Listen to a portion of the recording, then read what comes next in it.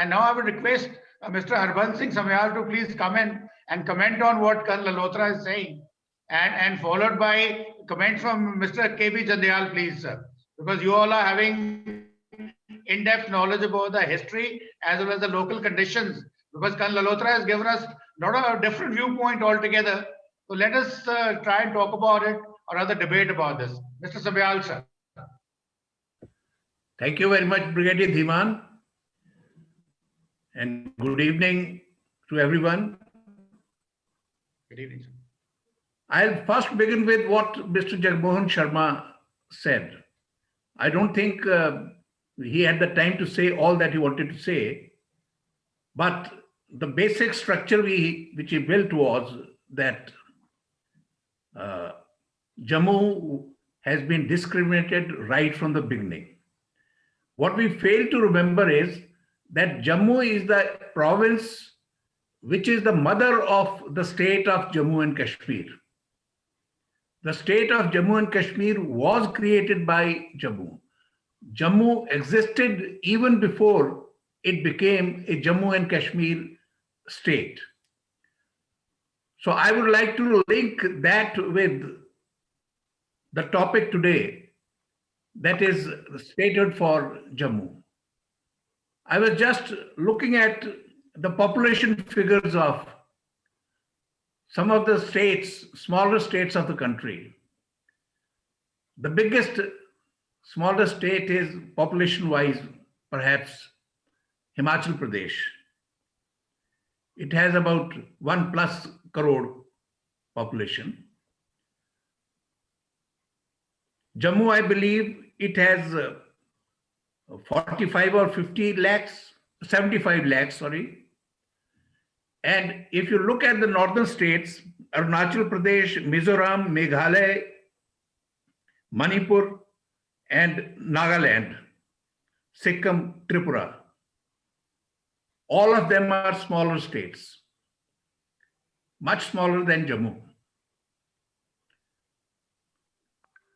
Colonel Lalhotra mentioned about the dynamic progress that was made by Himachal Pradesh in power sector as well as the industrial sector. May I remind that when Himachal Pradesh was created, it was a small state and everybody questioned its viability. And yet, being small, compact, there was a very strong desire among the people to do well for the state. The result was that their civil service was it still is even today, by and large, free from any corruption issues. The selection process is free of any influence.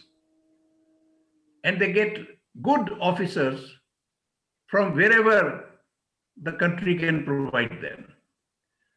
They appear in the competition and they come to the state of Himachal Pradesh, and they are committed to the state after that. That urge, that desire to build a state, that has been there, that is always there in the smaller states, particularly after being bifurcated from the bigger state. Power, of course, they had rivers, they built their power structure on the hydroelectric power. The same can be done in Jammu. We know that we have lost a lot, not only Jammu, even Kashmir has lost on that count because of the failure to fully utilize the waters of the rivers under the Indus Water Treaty. We can do that. Kathua is a failure, I agree. Samba is not. Samba pharmaceutical industry is as good as the Baddi industry. Perhaps it came later, perhaps it was, the infrastructure was better, and perhaps by that time the bureaucracy, the political class, they had learned their lessons, and perhaps the fact that Mr. Azad was the chief minister for some time, that went to the credit of, the progress goes to the credit of Mr. Azad. We were talking about the college in Kishtwar. Jammu, Samba had a school, high school in 1905. And we were not given college till Azad became the chief minister. So I'm sometimes surprised when people talk, when we usually talk in terms of Hindu and Muslim, Kashmiri Muslim, Hindu, Jammu, that Azad never discriminated against Samba. The Abdullah family always discriminated against Samba. The point I'm trying to drive at is that a state is possible. The state can be made viable. These are the factors which contribute to the success of a state. Foremost being the commitment of the people, commitment of the bureaucracy, commitment of the whole machinery that is working for the state. Thank you very much, That sir. pride has to be brought back.